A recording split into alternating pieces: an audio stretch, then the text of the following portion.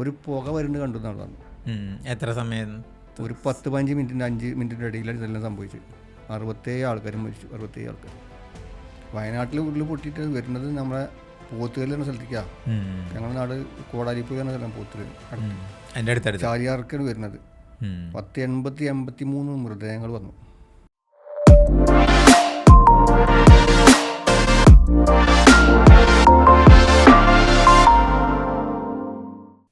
നമസ്കാരം, എൻ്റെ പേര് ജ്യോതിസ്. ഒരു കാലത്ത് വീടുകളിൽ മാത്രം ഒതുങ്ങിയിരുന്ന നൂലപ്പം എന്ന പലഹാരം തൻ്റെ കഠിന പ്രയത്നം കൊണ്ട്, വർഷങ്ങളെടുത്ത കഠിന പ്രയത്നം കൊണ്ട് ഹോട്ടലുകളിലും ചായക്കടകളിലും വ്യാപകമാക്കിയ ഒരു വ്യക്തിയാണ് ഇന്ന് നമുക്ക് അതിഥി. അഷറഫ്. കോടാലിപ്പോയിൽ അസൈനർ ഐഷ ദമ്പതിമാരുടെ മകനാണ് അദ്ദേഹം. സ്വാഗതം അഷറഫ്, നമ്മുടെ പോഡ്കാസ്റ്റിലേക്ക് സ്വാഗതം. ഓക്കെ. എവിടെയാ വീട്? എവിടെയാണ് വീട്? നിലമ്പൂർ പോത്തുകല്ല് എന്ന സ്ഥലത്ത്, കോടാലിപ്പൂര് എന്നറിയും. അച്ഛനമ്മയൊക്കെ സുഖമായിരിക്കും?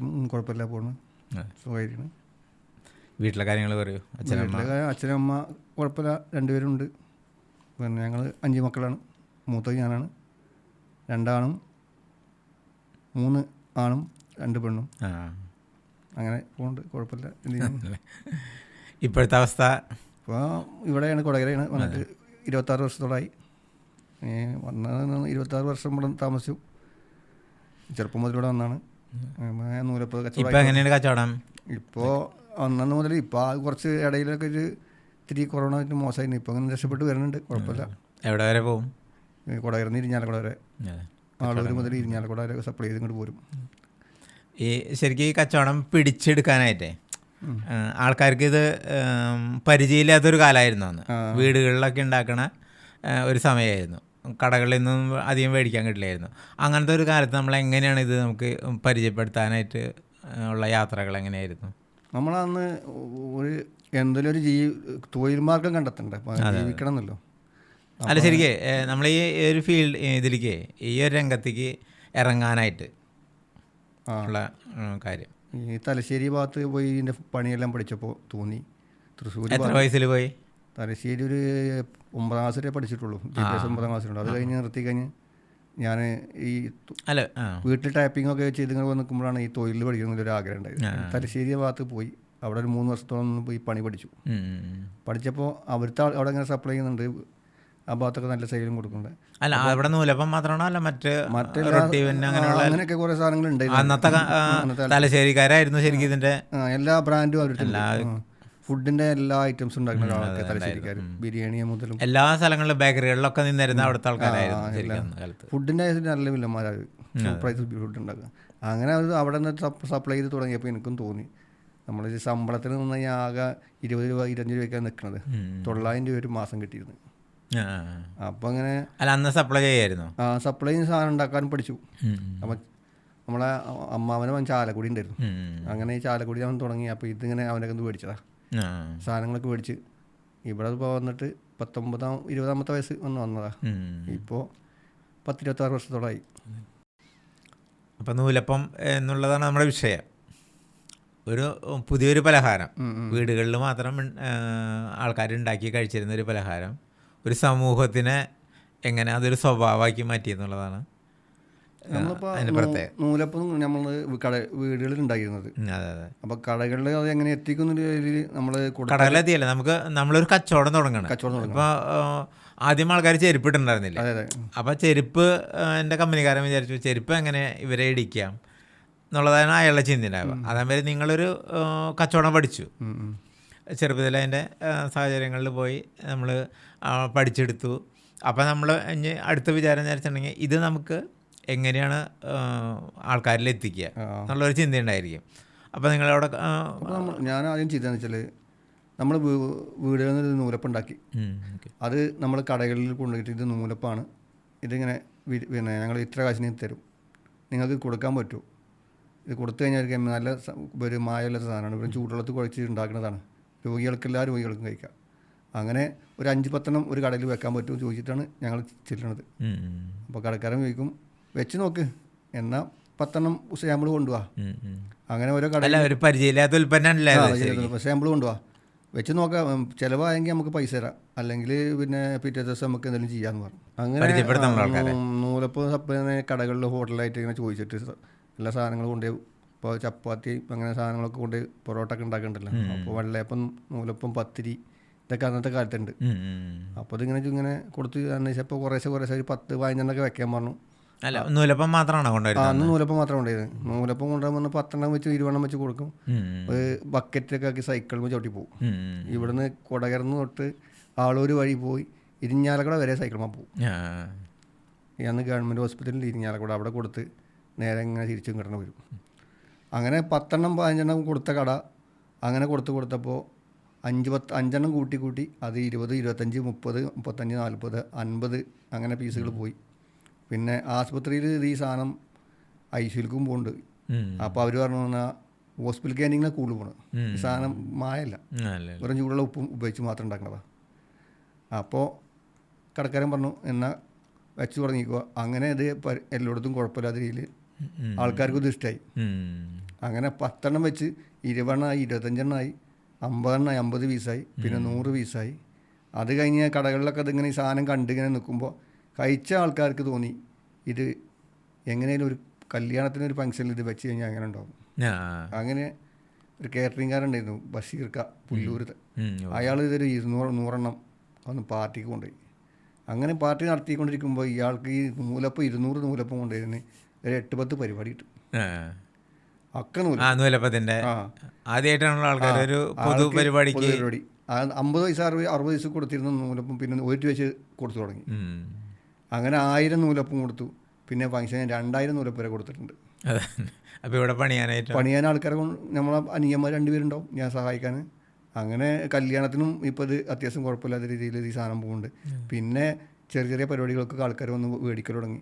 പിന്നെ സ്ഥലം അന്വേഷിച്ച് കൊടകരന്ന് വന്നത് എവിടെ നിന്നില്ല, മരത്തുമ്പള്ളി എന്ന സ്ഥലത്തേക്ക് വരും നൂലപ്പം കിട്ടാൻ. എവിടെ നിന്ന് അങ്ങനെ ഇവിടെ കൊടകരത്ത് അന്വേഷിച്ചെത്തുമ്പോൾ ഇവിടെ നിന്ന് ഉണ്ടാക്കുന്നതാണ്. മരത്തുമ്പള്ളി എന്ന് അന്വേഷിക്കുമ്പോൾ ഇവിടെ നിന്ന് അപ്പോൾ എന്തെങ്കിലും വീടിൻ്റെ ആവശ്യത്തിന് ആൾക്കാരൊക്കെ വന്ന് മേടിച്ചിട്ട് പോകും. ഇപ്പോൾ കുഴപ്പമില്ല, അങ്ങനെ കൂടി കുഴപ്പമില്ലാത്ത രീതിയിൽ കച്ചവടമായി വന്നു. അങ്ങനെയാണ് ഈ നൂലപ്പത്തിൻ്റെ ബിസിനസ് തുടങ്ങിയത്. അന്നൊക്കെ പറഞ്ഞാൽ 40 പൈസ മുതൽ 60 പൈസയായി, പിന്നെ 80 പൈസയായി, പിന്നെ 1 രൂപയായി. ഇപ്പം 4 രൂപ 50 പൈസയ്ക്ക് കൊടുക്കുന്നത്. ഇപ്പം എല്ലായിടത്തും എത്തി. കൊടകര അങ്ങനെ എല്ലാവർക്കും അറിയാം നൂലപ്പം എന്താണെന്നുള്ളത്. എങ്ങനെ സാധനം എങ്ങനെ മേടിക്കാനും കിട്ടും. ഇതെങ്ങനെ ഉണ്ടാക്കണത് മായല്ലാത്ത പരിപാടിയാണ്, അത്യാവശ്യം കുഴപ്പമില്ല എന്നും ആൾക്കാർക്ക് മനസ്സിലായി. ഇപ്പോൾ ആൾക്കാർ അന്വേഷിച്ച് ഇവിടെ വരുന്നുണ്ട്, മരത്തുമ്പള്ളിയിൽ വരുന്നു. കൊടകര വന്നാൽ നൂലപ്പം എവിടെ ഉണ്ടാക്കണത് ഏത് കടയിൽ ചോദിച്ചാലും ഇവിടെ മരത്തുമ്പള്ളിയിലാന്ന് പറയും. അങ്ങനെ മരത്തുമ്പള്ളി അന്വേഷിച്ച് ആൾക്കാർ വരും, നൂലപ്പം മേടിക്കും. അല്ല പിന്നെ പൈസക്ക് കിട്ടും. അന്ന് കാലത്ത് കിട്ടും. അന്ന് കാലത്ത് തന്നിരുന്നു. അന്നത്തെ കാലത്ത് കുറച്ചേ കൊള്ളിൽ കൊടുത്താൽ അന്ന് നമുക്ക് ജീവിച്ചങ്ങനെ പോയി. അങ്ങനെ നിന്ന് പിന്നെ 2-3 വർഷം കൂടിയപ്പോൾ 40 പൈസ തുടങ്ങിയതാണ്. 40 പിന്നെ 26 വർഷത്തോളം ആയിപ്പോൾ. പിന്നെ കുറേശ്ശെ കൂടി വന്ന് പിന്നെ ആൾക്കാരുടെ സ്വഭാവമായി കടകളിൽ ഇപ്പം നൂലപ്പം കിട്ടുമല്ലോ. പിന്നെ അത് ഓട്ടോറിക്ഷയ്ക്ക് വിളിച്ച് സപ്ലൈ ചെയ്യും. അങ്ങനെ ഓട്ടോറിക്ഷക്കാരൻ വരും കാലത്ത്, അതുകൊണ്ട് പോകും. പിന്നെ ഒരു M80 അടിച്ചു. പിന്നെ M80 മേലെ കൊണ്ടുപോകും. അങ്ങനെ M80 അടിച്ചു, അടിച്ചു. അങ്ങനെ പടിപടിയായിട്ട് ഇങ്ങനെ കയറി പോന്നു. ഇപ്പം എത്ര കടയിൽ കൊടുക്കും നമ്മൾ? ഇപ്പോൾ ഡെയിലി ആദ്യത്തെ അതിനോട് കുറച്ചും കൂടി. ഇപ്പോൾ സാധനങ്ങൾക്ക് വില കൂടിയുണ്ടേ, ഈ ഭയങ്കര ബുദ്ധിമുട്ടാണ്. സാധനങ്ങൾക്ക് കണ്ടമാനം വിലയില്ലേ, നമ്മൾ ഉദ്ദേശിച്ച പൈസ നടക്കുന്നില്ല. അന്നത്തെ 90 പൈസ 1 രൂപ കിട്ടിയാൽ അന്ന് ജീവിച്ച സുഖമായിരുന്നു. ഇന്നിപ്പോൾ 4 രൂപ 50 പൈസ 5 രൂപയൊക്കെ കൊടുക്കുമ്പോൾ 4.50 കൊടുക്കണേ ഞങ്ങളിപ്പോഴും. 5 രൂപ കൊടുത്താൽ അത് മുട്ടണില്ല. അരിയുടെ വില ഡബിളാണ്. അതല്ലേ. അപ്പോൾ അങ്ങനെ ജീവിച്ച് പോകുന്നുള്ളൂ, കുഴപ്പമൊന്നുമില്ല. നമ്മുടെ ഗ്രാമത്തിൽ നമ്മളന്ന് അവിടെ ഗ്രാമമായിരുന്നല്ലോ ശരിക്കും അവിടെ നിങ്ങളുടെ ആ സ്ഥലം. അപ്പം നമ്മൾ അവിടുത്തെ എങ്ങനെയായിരുന്നു അവിടുത്തെ ജീവിത സാഹചര്യങ്ങൾ? ഗ്രാമപ്രദേശം നല്ല അത്യാവശ്യം കുഴപ്പമില്ലാത്ത ഏരിയ ആയിരുന്നു ജീവിച്ചു പോകാനൊക്കെ. ഒക്കെ കർഷകരും നല്ല ആൾക്കാരൊക്കെ ആയിട്ട് ഇങ്ങനെ. അച്ഛനമ്മയൊക്കെ എന്ത് ചെയ്തിരുന്നു? ഒക്കെ കർഷകരാണ്. ഈ റബ്ബറുണ്ട് ഞങ്ങൾക്ക്, റബ്ബർ കുറച്ച് വളപ്പിലുണ്ട്, അതൊക്കെ വെട്ടി പാലെടുത്ത് അങ്ങനെ അതുകൊണ്ട് കഴിഞ്ഞ് പോകാൻ ജീവിതമാർഗം കഴിഞ്ഞ് പോകും. അങ്ങനെ ഇരിക്കുമ്പോഴാണ് അതുകൊണ്ട് ഒന്നും ഉണ്ടാവില്ല എന്ന് പ്രതീക്ഷിച്ചപ്പോഴാണ് ഇങ്ങോട്ട് പോകുന്നത്. ഇവിടെ നിന്ന് തുടങ്ങി പിന്നെ കുഴപ്പമില്ലാത്ത രീതിയിൽ അങ്ങനെ പോയി. അപ്പോൾ 3 പിള്ളേരുണ്ട്. 3 മക്കളും 2 പിന്നെ അവരെ കല്യാണം കഴിച്ചു. ഒരാൾ പഠിക്കുന്നുണ്ട്, 2 പെൺകുട്ടികളും 1 ആൺകുട്ടിയാണ്. കുഴപ്പമില്ല. കുറച്ച് അങ്ങനെ ബുദ്ധിമുട്ടി രക്ഷപ്പെട്ടു. ഇപ്പോൾ കുഴപ്പമില്ലാത്ത രീതിയിൽ പോകുന്നുണ്ട്. പക്ഷേ നൂലുപ്പത്തിൻ്റെ ഇതിപ്പോഴും ആ പഴയ റേഞ്ചിൽ തന്നെ പോകുന്നത്. വില കൂട്ടാൻ യാതൊരു നിവൃത്തിയില്ല. കിട്ടാനും നിവൃത്തിയില്ലാത്തതുകൊണ്ടല്ല, കാശ് സ്ഥലത്തിന് സാധനമൊക്കെ കൂടുതലല്ലേ നമ്മൾ കൊടുക്കുമ്പോൾ. എന്നാലും കുഴപ്പമില്ല, കടക്കാരൊക്കെ കാശെല്ലാം തരും. പക്ഷെ നൂലപ്പം കൊണ്ടാണ് നമ്മൾ ജീവിതം കെട്ടിപ്പടുത്തത്. ജീവിതം കെട്ടിപ്പടുത്തത്. രാത്രി പണിതാലും അധ്വാനിച്ച് നമ്മൾ പണിയെടുത്താലേ അതിൻ്റെ അത് കിട്ടും. വേറെ ഒരു കള്ളുടിയോ അല്ലെങ്കിൽ വേറെ ഉണ്ടെങ്കിൽ ഈ ഫീൽഡ് നടക്കില്ല. രാത്രി നമുക്ക് പണിയുണ്ടേ. നേരം വെളുത്തുമ്പോഴത്തേന് എല്ലാ കടയിലും എത്തണം 6 മണിയാകുമ്പോഴത്തേന്. രാത്രി ഒരു 2 മണിയാകുമ്പോൾ തുടങ്ങും. 2 മണിയാകുമ്പോൾ വെളുപ്പിന് 4-4:30 ആകുമ്പോഴത്തേന് തീരണം. എന്നിട്ട് ഇവിടുന്ന് കാലത്ത് കുടകരന്ന് ഇങ്ങനെ സപ്ലൈ ചെയ്ത് പോകും ഇരിഞ്ഞാല കുടക്ക്. എന്നിട്ട് അവിടെ നിന്ന് ഇങ്ങോട്ടും പോരും. ഇതിൻ്റെ ശരിക്ക് എങ്ങനെയാണ് ഇത് പാകം ചെയ്യണത്? ഏകദേശം പാകം നമ്മൾ അരി മേടിക്കാം. അരി നല്ല പച്ചരി നല്ല മേടിച്ചിട്ട് അത് നമ്മൾ പൊടി പിന്നെ മില്ലിൽ കൊണ്ടുപോയി പൊടിച്ച് വറുത്ത് അതരിച്ച് ചൂടുവെള്ളത്തിൽ കുഴച്ച് ഉണ്ടാക്കും. അങ്ങനെ നമ്മൾ ഒന്ന് പിന്നെ പരിപാടി ചെയ്യുന്നത്. അരിയൊക്കെ നമ്മൾ നല്ല അരി മേടിക്കും. നമ്മൾ വീടുകളിൽ പാകം ചെയ്യണം വരെ നമ്മൾ ചെറിയ ഇതിലാണോ? നമ്മൾ വലിയ പാത്രത്തിൽ അതിൽ വീടുകളിൽ പാകം ചെയ്യുന്ന ആ പാത്രത്തിൽ തന്നെ. അതിൻ്റെ ദിവസം വലിയ പാത്രത്തിലൊന്നും ഉള്ളൂ. പരത്തുന്നത് നമ്മൾ കൈ കൊണ്ട് ഉണ്ടാക്കുന്നുണ്ട്. ഇപ്പം മെഷീനൊക്കെ ആയി തുടങ്ങിയിട്ടുണ്ട്. പക്ഷെ അതിലേറെ നല്ലത് ടേസ്റ്റും കാര്യങ്ങളൊക്കെ നമ്മൾ കൈ കൊണ്ട് ചെയ്യുമ്പോൾ പ്രത്യേകത ഉണ്ടല്ലോ.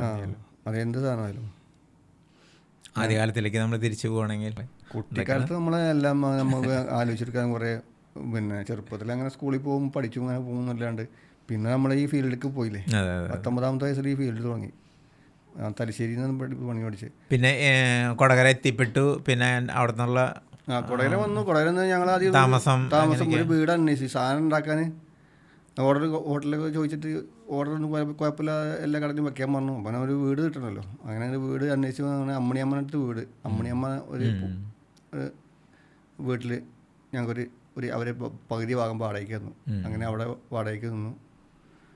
അങ്ങനെ അന്ന് അത്ര 300-400 രൂപയ്ക്ക് വാടകയ്ക്ക് നിൽക്കുന്നത്. അങ്ങനെ 5-8 വർഷം അവരുടെ വീട്ടിൽ നിന്നു.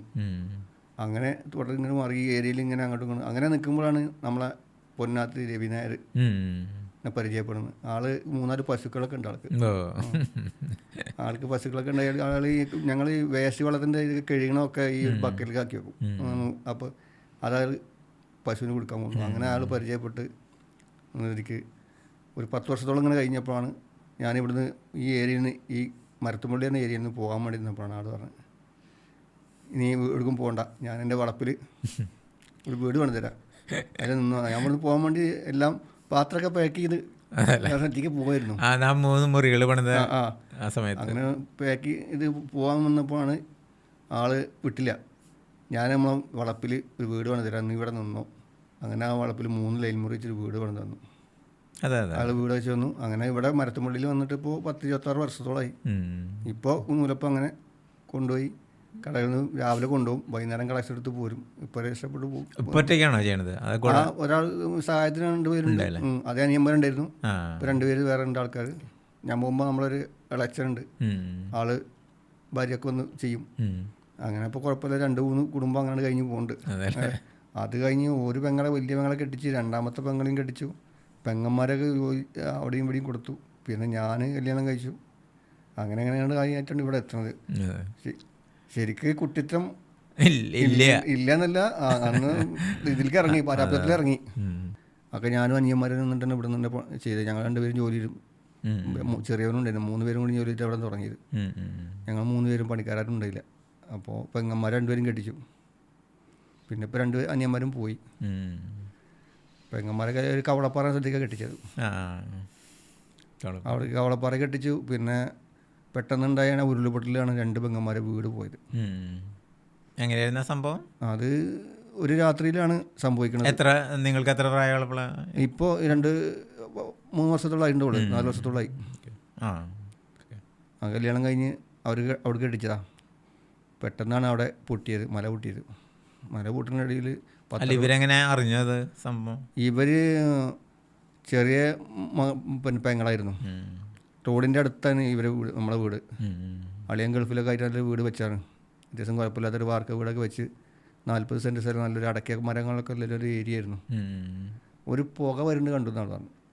എത്ര സമയം? ഒരു 10-15 മിനിറ്റിൻ്റെ 5 മിനിറ്റിൻ്റെ ഇടയിലാണ് ഇതെല്ലാം സംഭവിച്ചത്. 67 ആൾക്കാരും മരിച്ചു. 67 ആൾക്കാർ. ഇത് വരണ കണ്ടിട്ട് ഇവിടെ ഗ്രില്ല് തുറന്ന് നോക്കുമ്പോൾ ഒരു പുക കാണുന്നുണ്ട്. എന്നിട്ട് കയ്യിലും പിള്ളേരെയും വലിച്ചിട്ട് ഓടിയൊക്കെ അവിടെ രക്ഷപ്പെട്ടു. ഈ ബാക്കിയുള്ള ആൾക്കാരൊക്കെ മണ്ണിൻ്റെ അടി. വീടടക്കം പോയി. ഒരു സാധനമില്ല.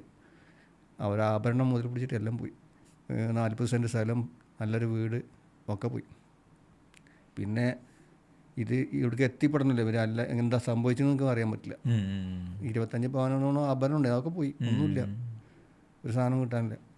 അപ്പോൾ ഞാൻ ഇവിടെയാ ഉടുതുണി എന്ന് പറയാം, ഒന്നുമില്ലാണ്ട് ഞാൻ എവിടെയേ പോയി ഒരു മലൻ്റെ മുകളിൽ നിൽക്കുന്നു. പിന്നെ തേടി പിടിച്ചെത്തി കൊണ്ടുവന്നു. 2 ദിവസം മുന്നേക്ക് ആൾ വന്നു.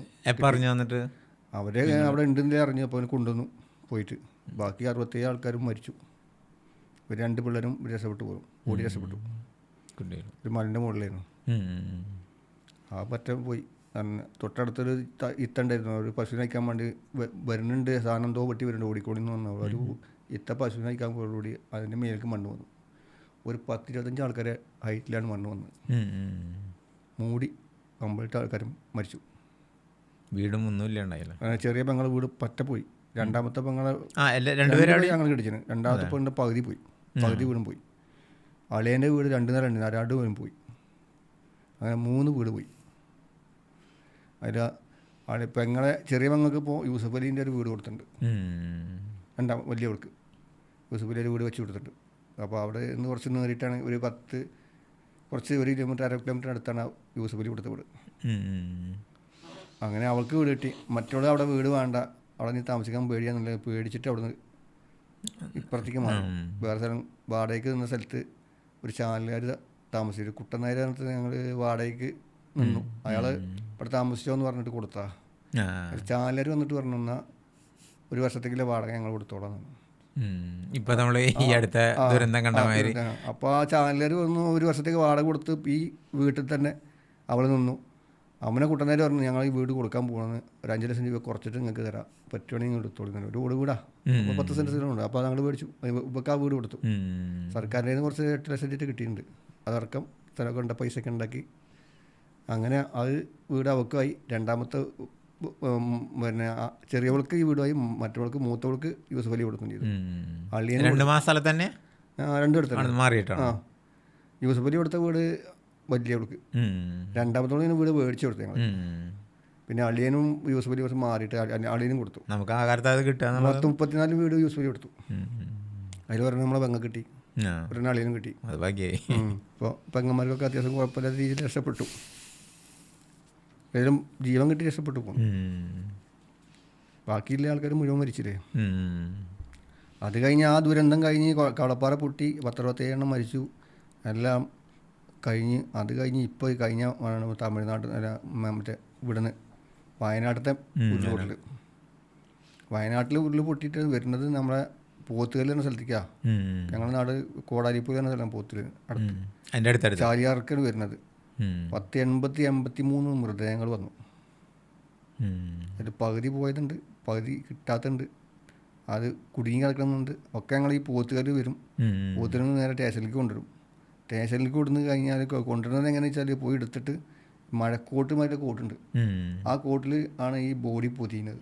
എന്നിട്ട് സ്റ്റേഷനിലേക്ക് കൊണ്ടുവരും. സ്റ്റേഷനിൽ നിന്ന് അത് കെട്ടിയിട്ട് നിങ്ങളുടെ വാർഡാണോ? വാർഡ് തന്നെ 2 ഭാഗത്തേക്ക് അവിടേക്ക് ഒഴുകെത്തി. ഈ ചാലിയാർ പുഴയിലേക്ക് പോത്തുകല്ല് എന്ന സ്ഥലത്തേക്ക് എത്തി. 80-85 എണ്ണം 90 കിട്ടിയിട്ട് അവിടുന്ന് അവർ സ്റ്റേഷനിലേക്ക് വരും. അതിന് പാക്ക് ചെയ്ത് കെട്ടി കളഞ്ഞിട്ട് നേരെ ആംബുലൻസിൽ നിലമ്പൂർ ആശുപത്രിയിലേക്ക് പോകും, ഗവൺമെൻറ് ആശുപത്രിക്ക്. എന്നിട്ട് അവിടെ നിന്ന് ആൾക്കാർക്ക് കൈമാറും. അങ്ങനെ 80-83 ബോഡി അവിടെ വന്നു. ഈ കവളപ്പാറിൻ്റെ അതേ ഒരു അവസ്ഥ തന്നെയാണ് ഈ ബോഡിയിൽ വന്നത്. അതിലേറെ ബോഡിയാണ് പ്രാവശ്യം. വല്ലാത്തൊരു ഒരു അവസ്ഥപ്പെട്ട സ്ഥലമാണ് ഈ പോത്തുകല്ല്. ഇപ്പോഴും ആൾക്കാരുണ്ട് അവിടെ താമസിക്കണ്ടേ? ഉണ്ട്. പക്ഷേ ഈ സാധനം ബോഡി വന്നതേ ഭയങ്കര ദുരന്തം. ഞാൻ കണ്ണുകൊണ്ട് കണ്ടേ. ഞങ്ങൾ ബോഡി എടുക്കാൻ പോയി. 5-6 ഞങ്ങൾ എടുത്തു. പിന്നെ എനിക്ക് അത് ഒരു മണം വന്നപ്പോൾ ഞാൻ പിന്നെ പോയില്ല. ഛർദിക്കാൻ വന്നപ്പോൾ അഴുകിയതാണ്. എല്ലാവരും കൂടിയാണ് ചെയ്യണത്. എല്ലാണ്ട് എടുക്കാൻ കൂട്ടിയ കൂടുതൽ എല്ലാവരും ചെയ്യണ്ടേ. മനുഷ്യൻ്റെ ബോഡി ആയാലും നമ്മൾ പോയി എടുക്കണ്ടേ, അമ്മാതിരി മഴയും. എന്നാലും കുബേറ അതിനൊക്കെ കൂടി കൊടുത്തു, 5-6 എടുത്തു. ഒരേ പിടിച്ചപ്പോൾ കയ്യാവുന്നത്. അപ്പോൾ പിന്നെ അത് പിന്നെ എടുക്കാൻ പറ്റില്ല. അല്ല മിലിറ്ററിക്കാർ വന്നിട്ട് പിന്നെ മിലിറ്ററിക്കാരും സാറുണ്ട്, എല്ലാവരും ഉണ്ടായിരുന്നു. മിലിറ്ററിക്കാരല്ലേ അവിടുത്തെ നാട്ടുകാരാണ് കാണുമ്പോൾ എടുത്തത് ഭൂരിഭാഗം ഒക്കെ കൂടുതലും മിലിറ്ററിക്കാരൻ്റെ. അപ്പോൾ എത്തി മിലിറ്ററിക്കാർ അങ്ങോട്ട് പോയില്ല വയനാട്ടിലേക്ക്. ഇത് വരുന്ന ബോഡി മുഴുവൻ പിന്നെ പോത്തിൽ ചാലിയാർപ്പുഴയിലേക്ക് വന്ന് അവിടെ നിന്നാണ് ഈ സാധനം എടുക്കുന്നത്. എടുത്ത് ഞങ്ങൾ കവറിലാക്കി പൊതിഞ്ഞിട്ട് ആംബുലൻസ് 10-30 ആംബുലൻസ് ഉണ്ടായിരുന്നു. സ്റ്റേഷനിലേക്ക് വരും, സ്റ്റേഷനിൽ നിന്ന് അത് ഇൻഫോം ചെയ്ത് നേരെ കൊടുക്കും നിലമ്പൂർ ആസ്പത്രിയിലേക്ക്. അവിടുന്ന് അത് ബോഡി അവിടെ വെച്ചിട്ട് പിന്നെ വയനാട്ടിലുള്ള ആൾക്കാർ കൈമാറി. അങ്ങനെ 10-80-85 അവിടെ അത് കഴിഞ്ഞു. അതാണ് അവിടുത്തെ നാടിൻ്റെ അവസ്ഥ. കവളപ്പാറയും അങ്ങനെ കവളപ്പാറ പിന്നെ അത് കഴിഞ്ഞ ശേഷമാണ് ഇപ്പോൾ ഇത് രണ്ടും ഈ പോത്തിലേക്ക് തന്നെ വന്നിരുന്നത്. ഇത്രയും സമയം തൻ്റെ ജീവിതത്തിൽ കൂടിയുള്ള യാത്ര നമ്മളായിട്ട് പങ്കുവച്ചിട്ടുള്ള ശ്രീ അഷറഫിന് നന്ദി, നമസ്കാരം.